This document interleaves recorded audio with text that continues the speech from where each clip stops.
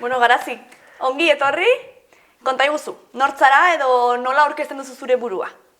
Bueno, ni Garazi naiz, 33 urte ditut, hemen Iruñan jaioa eta orain hemen Iruñan bizi naiz.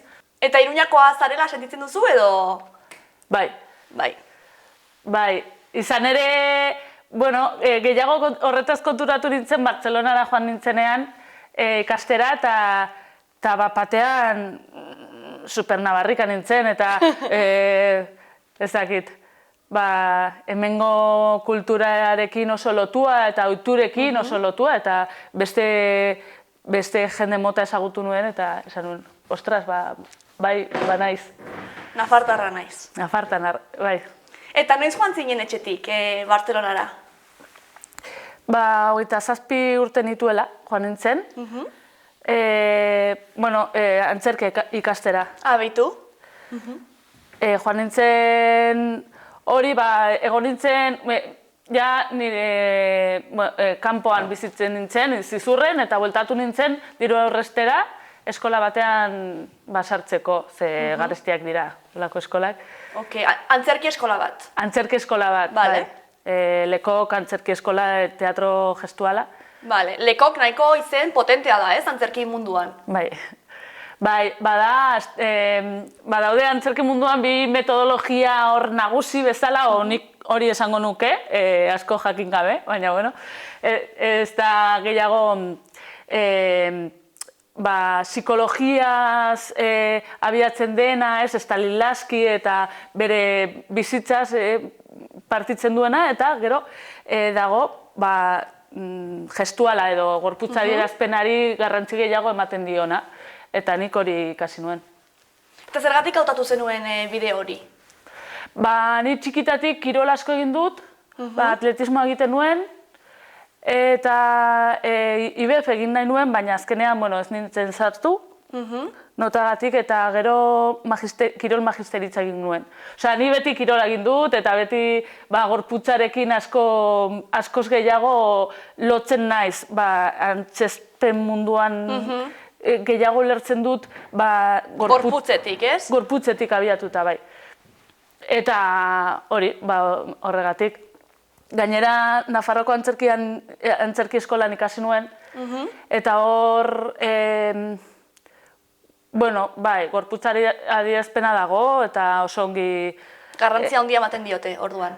Bai, baina gehiago testuari. Bale. Interpretazioa eta beti testuarekin da, eta hor kontrakoa. Orduan nahi zenuen pixkat horrekin apurtu ez, eta hori jasen eukan oinarri moduan, eta pixka bat beste arlo hori edo...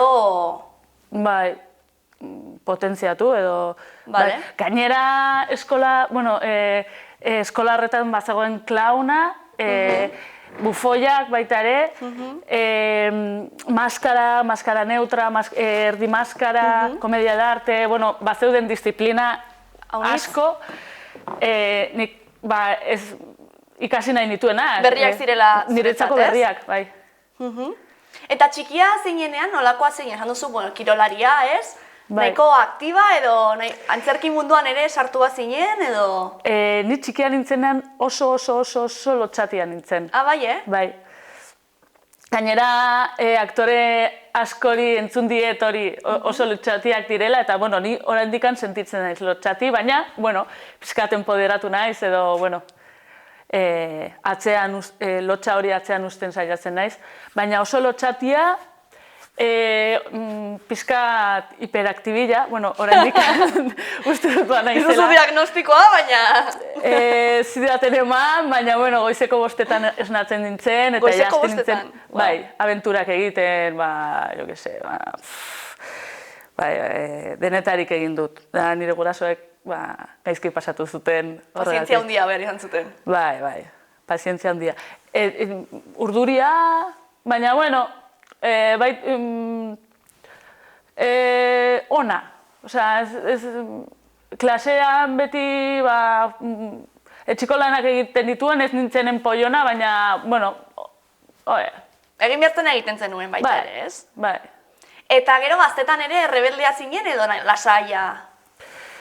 Etxean gehiago. Gero kanpora ateratzen nintzenean, kikiltzen nintzen pixkat gehiago, baina etxean ateratzen nuen guztia. Eta,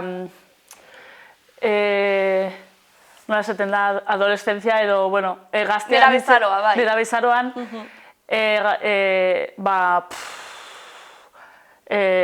movida existenzialekin eta zertarako bizitza eta hori hor super rebelde bilakatu nintzen, ez nuen ezer egin nahi, eta hori. Eta zuretzat antzerkia izan da hori kanalizatzeko edo esan duzu lotxa alde batera utzi duzula orain eta duda existentzial horiek kanalizatzeko modua izan zen edo... Begira ez dut inoiz horretan pentsatu, baina agian bai. Agian bai, ni hori, hasiera batean beste bide batetik abiatu nintzen, nire bizitzan, magisteritzan, kirola, ez dakiz zer, baina ez nintzen ongi sentitzen, ez nintzen, ez dakiz, eta ja antzerkia esan nuenean, antzerkian sartzen naiz, eta batean, sentitzunen, horretan bizi nahi duela, horretan zoriontsu nahi zela, ez? Nik hau egin nahi dut. Lan asko da edo baitere arazoak ditut eta diru gutxi dago horretan, baina igual lortu dut. Hor guztiz poziz sentitzen zinen, ez? Lortu dut pizkat nire burua aurkitzea. Zure lekua. Eta baita ere gertatzen da artearen munduan, ez? Artistak edo artearen munduan lan egiten dutenek, hori, azkenean gustoko dutena denez, ez dakite oso ondo berizten aisialdi denbora eta lan ordutegia edo. Zuri ere gertatzen zaizu horrelako? Bai. Osea, gustoko ez baduzu, hobeto da beste gauza batera dedikatzea, porque lana dago, orain udan egon naiz, antzerki bat egiten eta baitere idatzi nuen obra bat eta zuzendu nuen. Lehenengo aldia, nire bizitzan, eta, eszenografia egiten, tornillo bat jartzen, ez dakiz zer, batean konturatzen zara guztia dela, eta hori, ez dakiz zen bat ordu sartu nituen, baina ni etxera heltzen nintzen eta jarritzen nuen, eta orduan, nola, hau, jantzia ez dago ongi, ez dakiz zer, baina nola iristen naiz honetara, beti zaude horretan, prozesu batean zaudenean, beti zaude horretan. Eta, testu bat ematen dizutenean eta pertsonai bat interpretatu behar duzunean, hazen zara lanean, ez, eta fijatzen, eta, zure paper hartzeko, ez dakit, begiratzen, ikasten asko...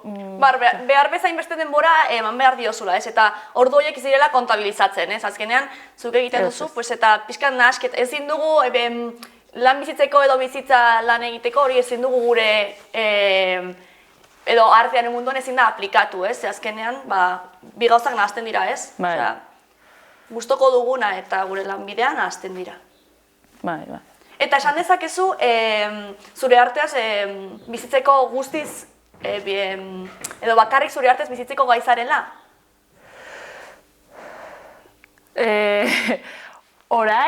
Orain, bizi izan naiz, klaseak ematen baita ere, antzerki klaseak ematen baita ere, orain, COVID-arekin eta Bartzelonatik bueltatu nintzen eta orain gurasoen etxean bizi naiz. Orduan, orain antzerkia egiten dut, ez, Atikusen, eta gero klaseak ematen ditut, eta horrekin bizi naiz, baina gurasoen etxean bizi naiz.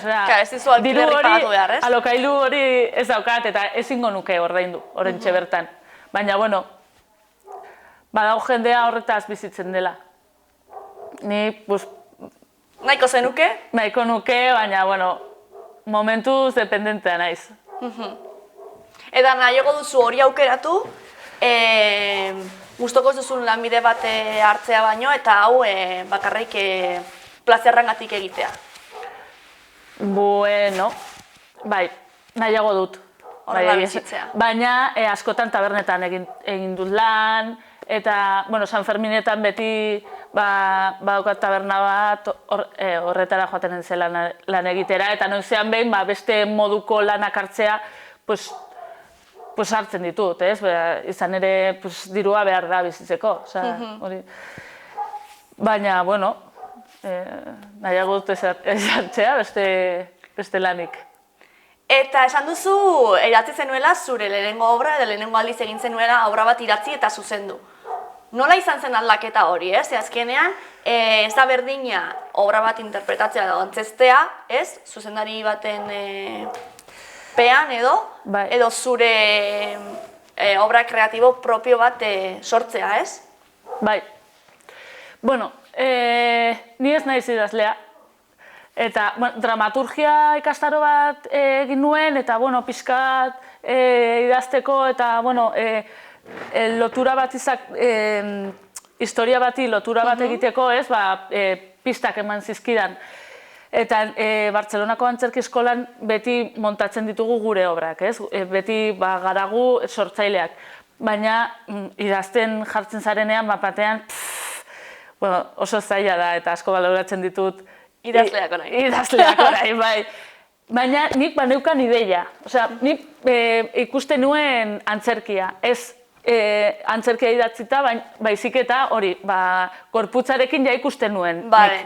Nekien zer egin nahi nuen, baina ez nekien nola idatzi eta nola isladatu aktorei. Baina ikusten nuen beharrezkoa base bat eukitzea, base idatzi bat eukitzea. Pixka bat ideia ez, idatziz eukitzea, ez? Hau da, eta gero prozesuan testua aldatu genuen ez dakitzen bat alditan, baina edo niri berdin zitzaidan esatea geldi, ez mugitu, edo aizu, ez dakitzer, aldatzea testua berdin zitzaidan. Ideia hor baldin bazegoen, ez? Bai, eta nik oso argi neukan zer nahi nuen, ze metodo... Ze plasmatu. Bai, eta ze forma. Ze, antzerki gestuala da, mimodrama, hor inguruko antzerkia, eta hori argi neukan, testua ja ez neukan argi, eta hori da izan zaiena taldean bazegoen euskaldun bat, itzultzailea dena, eta, lagundu zidan testuarekin, bai, eta, Eta zure ustez, artea konprometitua izan behar da gizartearekiko? Bai. Bai. Izan ere, antzerkia bada ispilu bat, errealitatearen ispilu bat. Momentuan gezurra da gertatzen ari dena hor bertan, baina ezuk zerbait kontatzen duzu. Orduan, botere hori izan da, transformatzailea izan behar da. Zerbait esan nahi duzu, zerbait adierazi nahi duzu, eta hori, ez bada transformatzailea, zer esan nahi duzu antzerkian. Ez du zertan, batzuentzat ez, artea da entretenimendu hutsa, ez? Baina zure ustez, ez da horrelakoa izan behar. Bai, izan ere beti zaude zerbait kontatzen, beti zaude, nahiz eta, ez nahi izan nola konportatzen diren pertsonaiak bertan, eta orduan zergatik ez horrekin, mezu bat bidali, ez? Mezu bat bidali o politika egin, ez? Zergatik ez politika kontzeptu globalean, Osea, dena da politika. Eta ze nolako puntuak edo ze mezu bidaltzen zituen egindako obra horrek? Bazen bakero mundua, bada, oraindik eta oso mundu maskulinizatua, ez? Eta oso guztia da izan behar duen moduan. Orduan, badago pertsonaia hori apurtzen duena eta joaten dena, ihes egiten duena, eta bere bizitza egiteko forma berri bat bilatzeko. Orduan, pixkat, kritikatzen ditu estereotipoak,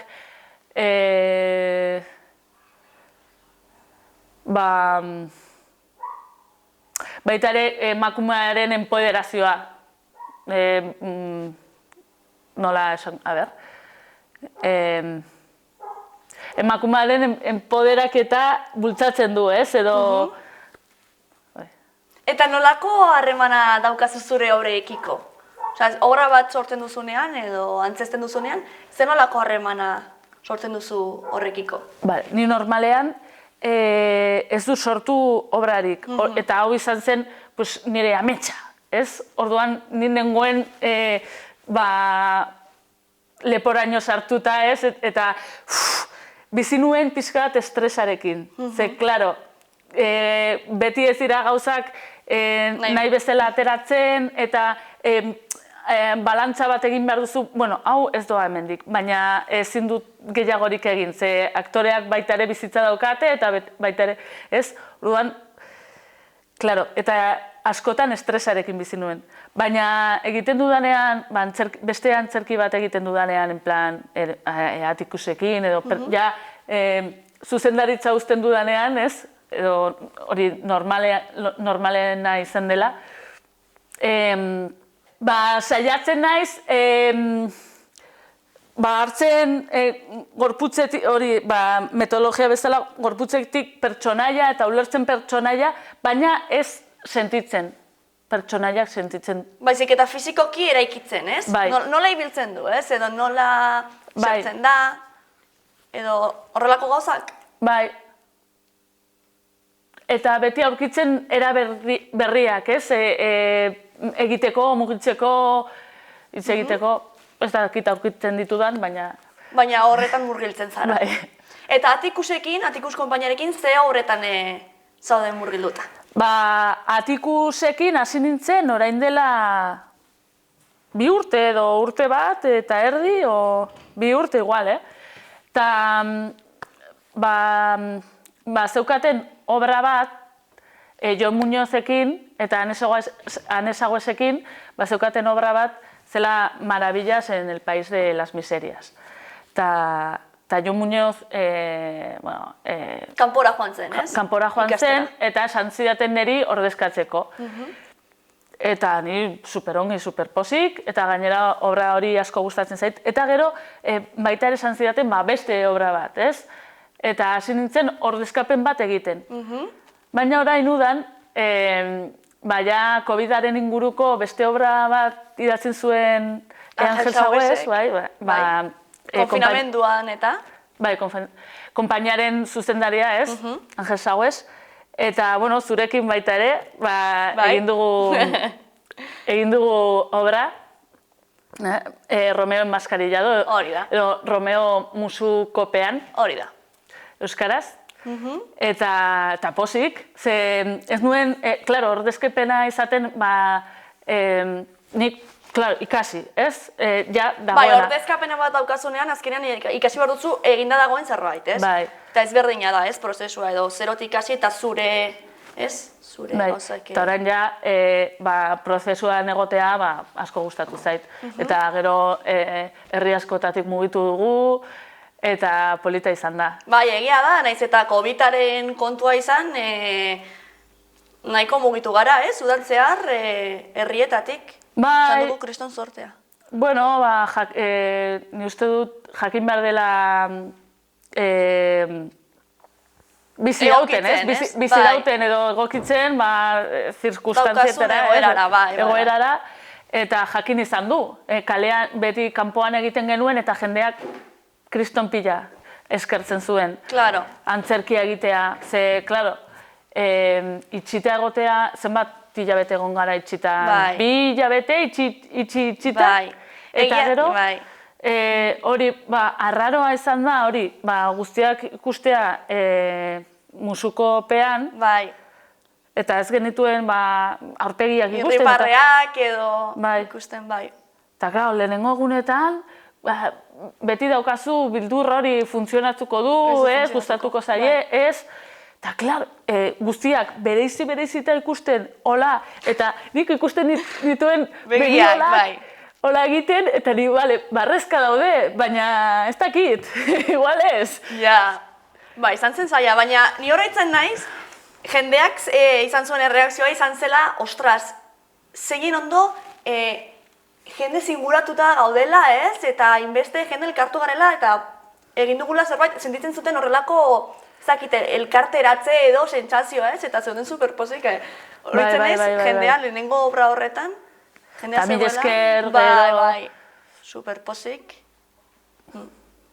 Gainera hori, joan gara, hemen Etxauri bar, bai.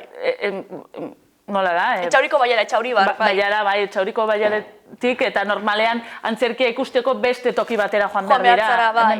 Eta zu etortzea furgonetarekin eta plazan, Herriko plazan, ez? Edo frontoian plantatzea antzerkia eskertzen dute. Bai. Ana aizpakinen, ez? Aizpa italianoak, meloiak saltzen genituen. Melone cantalupo! Melone cantalupo. Bueno, aizpakinen antzerkian. Eta baita ere, hori, aktore berriak nik ez nituen ezagutzen aktoreak ezagutzea baita ere izan da, ez du ezagutzea, ez? Super... Nolakoak dira harremanak antzerki batean sartzen zarenean? Ze azkenean, hainbeste denbora pasatzen duzu, ez? Pertsona horiekin, eta hainbeste gauza konpartzen dituzu. Batzutan maite mindu behartzara, pertsona horretaz, batzutan gorrotatu behar duzu, batzutan zure aizpa da, batzutan zure ama, zure alaba. Zer nolako harremanak sortzen dira? Bueno, denetarik, lan guztietan bezala suposatzen dut, ez? Denetarik gertatzen dela. Baina... pertsona bat ezagutzen duzunean, baita ere, hori, ni etortzen naiz nire lan egiteko erarekin, bestea bere lan egiteko... Zerbaitegatik diozu? Barra egiten, horrekin izan genuen pixka bat, ez? Ni, bueno, ez dut ikasiko pausua zorrotz, ez? Improvisatuko dut pixka bat, eta gero bestea dago, dena nahi duena, den moduan edo markatu behar den moduan, orduan sortzen dira batzutan asko jokatzen dugu, ze ez dakit oso pertsonala hartzen dugu askotan eta jokatzen dugu egoarekin, ez? Edo igual, egoa baino igual dagian da baita ere zu oso, zure burua asko eskaintzen duzu, ez? Eta barruan duzuna oso... Nola esaten da, estás vendido, nola esaten da euskeraz, zaude horre salduta, bai? Ez dara toki gainean, ez? Eta orduan jendea, karo, zure begira dago orduan, inseguritate horiek eta, ez, gainditzeko. Bai, eta gainera, askotan, prozesu batean, liskarrak edo gertatzen dira, ja, estrenatzeko zorian zaudenean. Hor, ja, igual, isildu duzu dena, lan egin behar dugu ez dakit zer, eta batean ja estrenatzeko aste bat geratzen denean, jazten zara hor, ez dakit zer, eta zergatik ez du testua ongi esaten, ez dakit zer. Bai, tentsioa, ez? Bai, tentsioa, bueno, ez dut uste tentsio askorik egon den prozesu honetan, ez, baina beti dago, eta gero gertatzen da, ez, tentsioa dago, gero adrenalina, igotzen dago gorutz, ez? Hori horitzen naiz, Etxaurin egin genuenean, euripean, kriston euri zaparra, botatzen zuen, publikoa ezen mugitu hor, Baina esaten izun zuri, antzerkian lehenengo estena besteek egiten dute, eta gero gu ateratzen gara.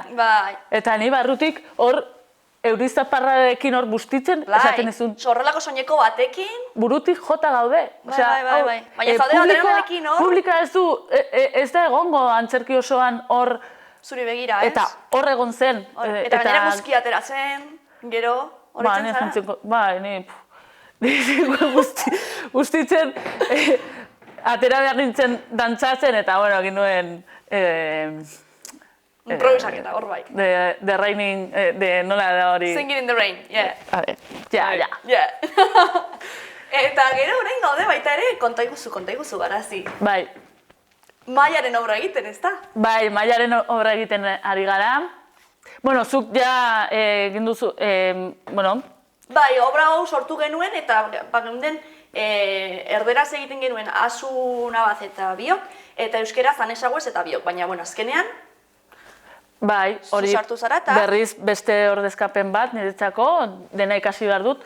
Eta, bueno, ez dakit ikusten diren, baina hauek dira pertsonai hau da guztiak. maiaren mundua. Eta super gustora,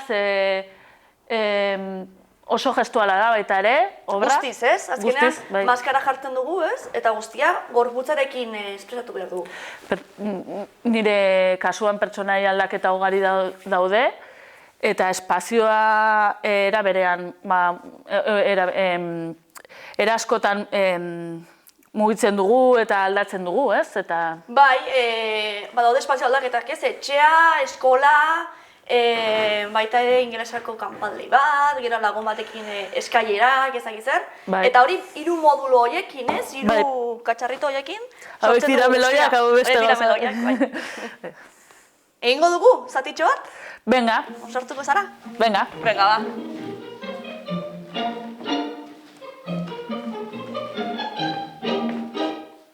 Nire aitak benetan dena baino zarragoa ematen du. Lanagatik izango da segurasko.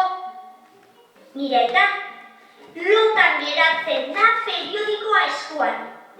Isa joa. Eske nire aitak ez du lanik egiten bizia ahal izateko. Lan egiteko bizira. Zer pasatzen da? Kaixo, etatxo. Kaixo, nire printzesatxoa emakume bat eginda dago. Ai, ama, gisa joani. Jope! Emakume egitea txarra aldaba. Nire aitarentzat emakume egitea zigorra da. Zergatik diozu hori. Horixe esan duzu ba. Nik ez dut esan emakume egitea zigorra denik. Nik esan nahi nuen handitzen zarenean oso okupatuta egongo zarela mandatuetara joateko. Hori egia da. Eta kanpin denda bakarrik montatuko duzu. Noski. Atzerrian ikasiko duzu. Juhu! Paga gehiago emango beharko dizu. Guai! Eta ez bidazu musu gehiagorik emango. Musu guztiak zure nobioentzat izango dira eta. Buah! Ez da pentsatu ere. Hori orain diozu. Orain eta beti esango dut. Puaj eta puaj. Ikusiko dugu. Txuntxuna. Eta gehiago esango dizut. Zergatik da festa eguna bakarrik zuek esaten duzuenean.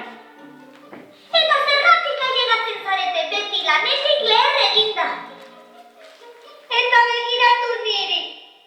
Titiak ateratzen ari zaizki. Eta mutil guztiak nire titiei begira hasiko dira.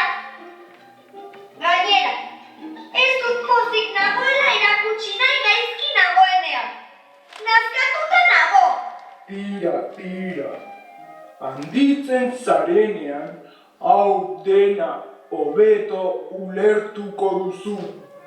Gurasoek, uste duzue alabak ez garela ezertaz enteratzen. Baina kontuz, denbera dakigu.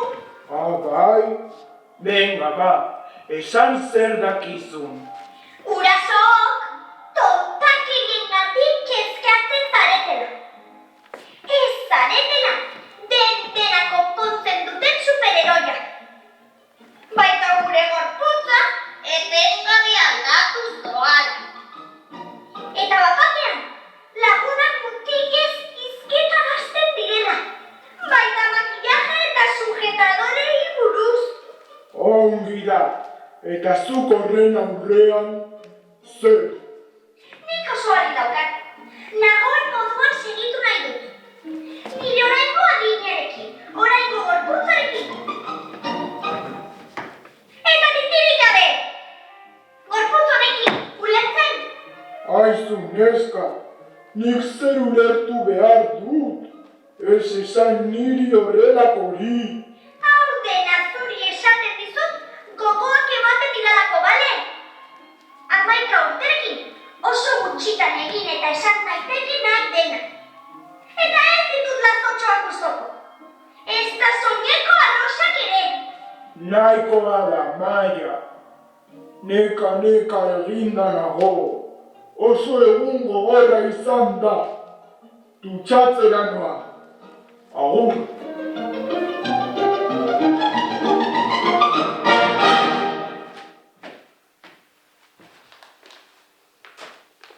Horrelakak dira zenbait guraso. Zuen penak kontatzen dizkiezunean oso nekaturik daude eta dutxa bat behar dute.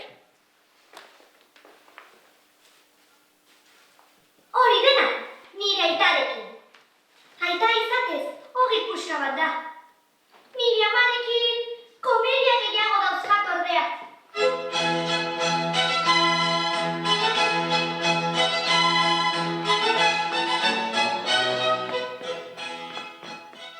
Berak gora dioenean, nik behera. Berak aurrera dioenean, nik atzera. Berak berriz dioenean, nik txuri. Berak baiet, nik ezetz. Eta horrela, beti. Kaixo Maitia, merkealdietan egon naiz. Datorren urtean elkarrekin joango gara. Zergatik, Heldua izango zarelako txuntxuna. orduan, horixe dakar heldua izatea. Titiak ateratzea eta merkealdietara joatea. Hori da? Ba horra beste bi motibo gehiago, heldua ez izateko. Iso txuntxuna. Begira, ze kulero polita erosi dizkizudan. Kuleroak! Bai, begira ze polita. Doktore askoa. Baina, zer da hau? Eta liburu bat. Bueno, zer bada. Ta zer kontatzen du? Bidai bat? Abenturak! Neskentzako liburu bat da. Protagonista neska da! Alako zerbait. Neskatotik emakumera? Baina ze arraio da hau? Gida liburu bat. Emakume egiten lagunduko dizuna. Baina, ama! Ekarri, begira. Sukaldea deskubritzen.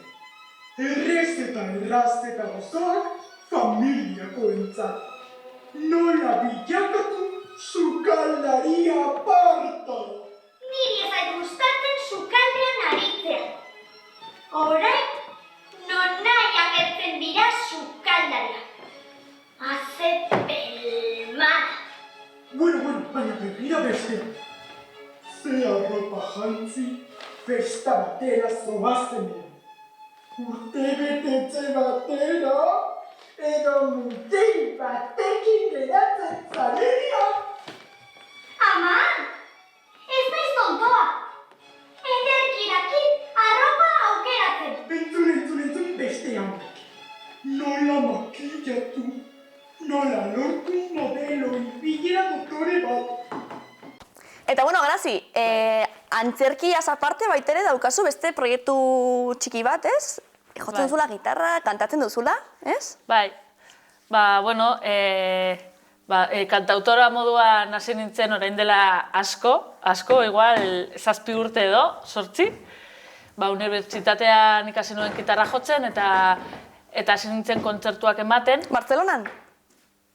Unibertsitatean Gasteizen ikasi nuen.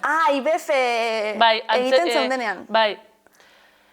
Nafarroko antzerki eskola egin aurretik, eta hasi nintzen kontzertuak egiten, hasi nintzen eta jo dut leku askotan. Leku askotan, eta hasieran ez profesionalki, baina gero gustatzen zitzaidan, eta orain, gero utzi nuen, ze,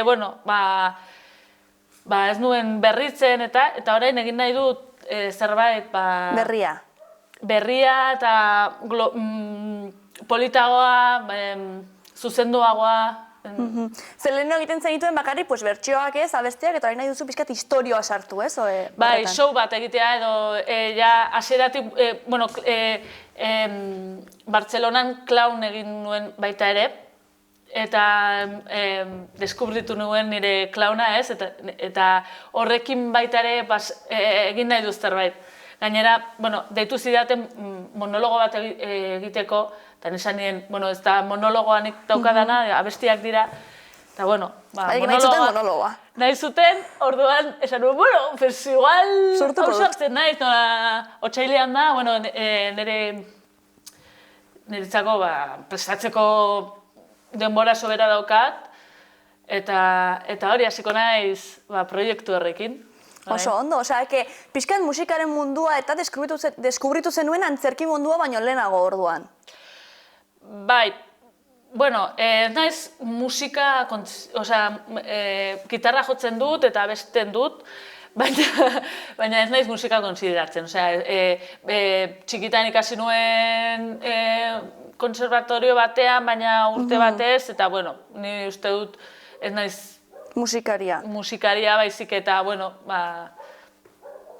gehiago bideratzen dut, hori clown monologo, ez da monologoa, ez dudalako, baina hori komikoa da. Bale, komediaren... Indar gehiago dauka horretan, komizitateak eta... Eta zer da artearen mundua edo antzerki edo, bueno, musikaren mundua eman dizuen gauzarik onena? Zesango zenuke? Asko divertitzen naizela, eta oso polita dela antzerkia egitea, jende berria ezagutzea, eta sormen hori lantzen duzunean, eta bueno, ja antzerki bat bukatzen duzunean, eta txalot jasotzen dituzunean, konturatzen zara, igual esfortzu guzti hori, rekonpentsa daukala eta... Merezi izan duela, ez? Merezi izan duela, hori lehen esan dugun bezala, zerbait adierazten ari zara, zerbait esaten ari zara, ez, publikoari, orduan, polita da. Zerbait eskaitzen baldin badizute, eta ez baldin baduzu mezu horrekin edo obrak bidaltzen duen mezu horrekin konektatzen, hartuko zenuke edo ez?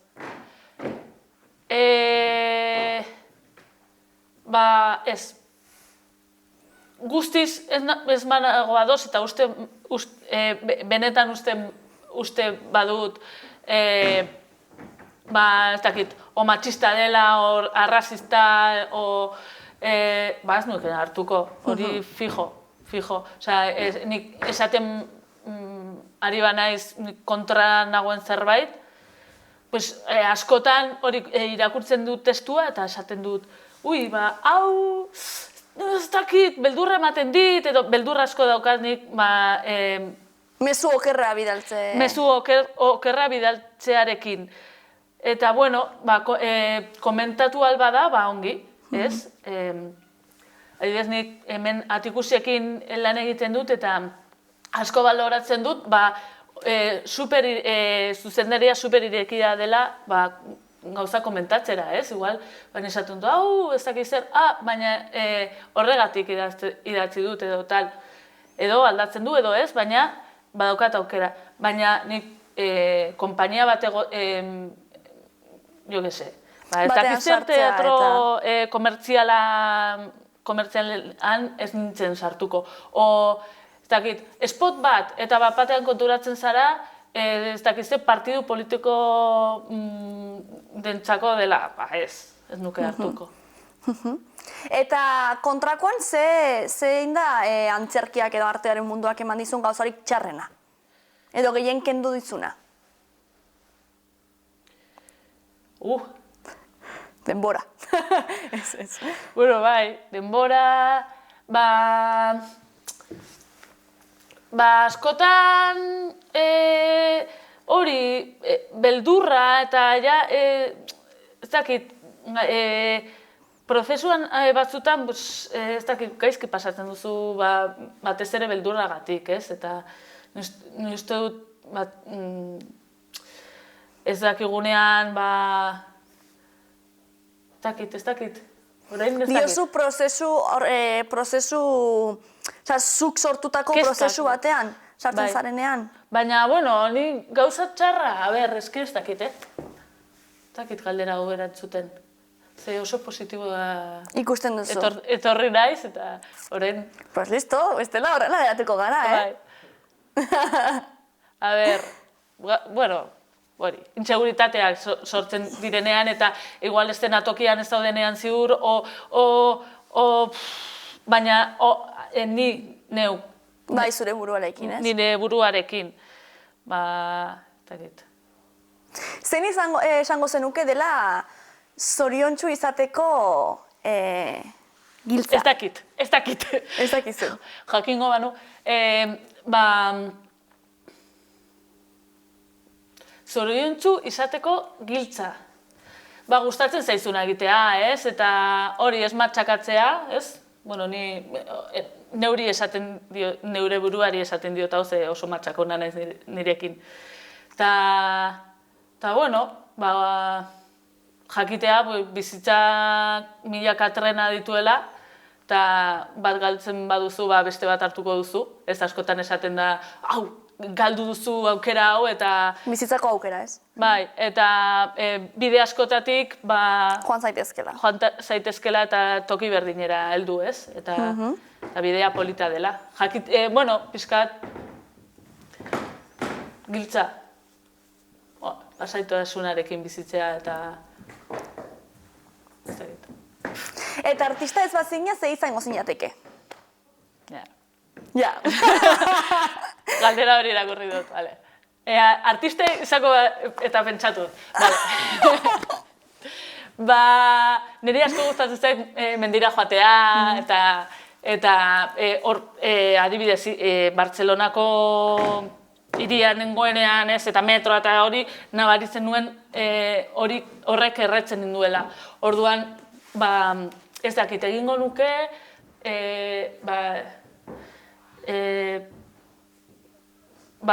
mendiko... Naturarekin zer ikusia duen zerbait. Bai, dakit, mendizelei gidatu, o abenturak ez dakit zer, o hegazkin bat pilotatu... Bai, Jo que se. Nizan nuen astronauta txikia nintzenean. Astronauta, Eta gero konturatu nintzen, baldin badaukazu implante bat, izin zarela astronauta izan. Nire ametsa, akabo. Zan nuen artista. Astronauta baita ere, ilargira joan. Nire ametsa egiten nuen ilargiarekin. Bai, zer gehiago. Submarinista. Submarinista. Ez dakit. Esploratzailea. Esploratzailea, oso ondo. Esploratzailea. Hori zer ikusia baita du, antzerkiaren munduarekin. Eta adibidez, atzera begira, nola baloratzen duzu zure ibilbidea? Zerbait aldatuko zenuke edo... Ze sentsazio edo sentimenduak sortzen dizkizu horrek? Atzera begira bai. Ni argi daukat gauza asko aldatuko nituela. Adibidez? Orain ikusita, adibidez, joango nintzen, ni hasi nintzen berandu antzerkia ikasten, ez? Berandu ez. 27 urterekin esan duzu, ez? 27 urterekin Bartzelonara joan nintzen, baina 25 urterekin egin nuen antzerki eskola. Igual lehenago egin, eske, klaro, baita ere bideak eraman dit hemendik ere, baina, gauza asko aldatuko nituzke, bai. Orain konkretuki ez dakit esaten, baina, joa jakin da. Pues venga, besao. Ez? Eta etorkizunera begira nola ikusten duzu artearen egoera, edo zure egoera pertsonal artista bezala eta artearen egoera generalean, orokorrean? Orain, COVID-aren aitzakiarekin edo murrizketa pilo bat egoten ari dira. Eta ni uste dut gauza asko kostatuko zaizkigula berriro berreskuratzen. Eta orduan ikusten dut pixkat egoera larria. Beltza. Beltza, bai. Gero, jendea gero eta gehiago baloratzen du artea eta, bueno, profesio bat bezala, ez? Eta hori ona da, baina beste aldetik, uste dut krisi potolo bat datorkigula. Baina baita ere interesgarria da, ze adibidez ni egun hauetan jaso ditut mezuak adibidez, nahi duzu Gaiarrera joan hau ikustera, nahi duzu antzerkira joan hau ikustera, edo zinemara, bai, ze ez dago asko egiteko, ez, tabernak itxita daude, eta orduan, interesgarria da baita ere, ez, jendea jotzen duela gauzaietara, eta adibidez, berrogeialdian edo, bueno, itxialdi honetan baita ere, kontsumitu da arte pilo bat, ez, eta sortu da baita ere arte pilo bat. Orduan baita ere, beti gertatu da, ez, historian zehar, krisialdi momentuetan, beti artea izan duela horrelako loraketa bat, ez? Bai, begira. Ikuspuntu polita, bai. Eta igual arrazoia daukazu, bai, jendea igual tabernak itxita daudenez eta, antzerkira gehiago joaten da. Beste egunen oso idoia ona proposatu zenuen. Bai. Municipio aldatzea, dira? Euskadin ikusi dut, badaukazu sarrera, beste municipio batean badaukazu sarrera antzerkira joateko, mugitu altzarela. Orduan igual jendea antzerkira joaten hasten da lagunak ikusteko, eta orduan ja de paso antzerkia ikusten du eta ara, gustatu zait, ze deskubrimendu, ez? Hori, eta deskubritzen dute? Antzerkira, bai. Agian, bai. Adibidez, mendira ere, orain jendea joaten da askotan mendira, eta deskubritu egin du mendia eta natura. Bai. Gero dago, igual, errutina edo, jo que se, mendian normalean ez dena egoten, igual, kutsadurak hartzen du, ez, jo que se, plastikoak ez dakiz zer, o zarata pilo bat botatzen du, edo bapatean toki batzuk masifikatzen dira horrek ere, mendian ez naiz horren aldekoa, ez? Bapaten guztiak zigzag hartzen dituzte, eta, bueno... Jakikabe, pozoitzen dira, hiltzen dira... Ez, baina hori, jakin behar duzu zer den... Bai, zerbait deskubritzerakoan, ez? Pixka bat, joan bartzarela... Gutxinaka ez, baloratzen... Sare sozialekin, dago TikTok, dago Instagram, bueno, ni ere hasi naiz hor Instagramen ez dakitzen. Bueno, bai, txorradak egiten baina, bueno, eta guztiak egiten dute dira artistak, baina, bueno, badaude gauza batzuk ez direna, jo que se. Galdera bat, formakuntza behar duzu artista izateko? Formakuntza behar duzu artista izateko? Formatu behar zara? Nuste dut baietz. Formatu, ni uste dut formatu behar zarela gutxienez ikasi. Ez dakit eskola handi batean edo txikian edo tal, baina behintzat ofizioa ikasi eta ikusi, ez dakit, seriotan hartu, ez? Nik talentoa daukat, ez?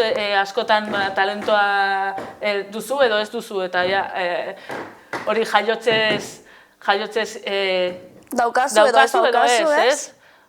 Ni horren kontra nago, igual, ez daukazuen beste talentorik, ez? Baina lan egiten baduzu, ez? Eta ikasten baduzu edo lan egiten baduzu, batez ere ikasi baino lan egin, ez? Osea, jo que se. Ez da, venga, nik edozein papel hartu, ez dakit. Hori da berti artearen arazoa baita ere, ez? Ze azkenean ez dugu inoiz ikusten edo ez dugu inoiz guztiz ikusi lanbide baten perspektibarekin, ez? Beti izan da lanbide bat, baina, bueno, talentua berartu zuna, eta deskubritu alzaituztela kalean, ez dakiz zer, ez? Eta hor dauka, bueno, bere alde honak, bere alde txarrak eta kontradikzioiak. Bale, Garazi, pues eskerrik asko elkarrezketagatik. Zuri. Eta gonen gara? Bai, bueno. Igandean, ez? Hori da, entsaioan. Entsaioan. Oso ondo.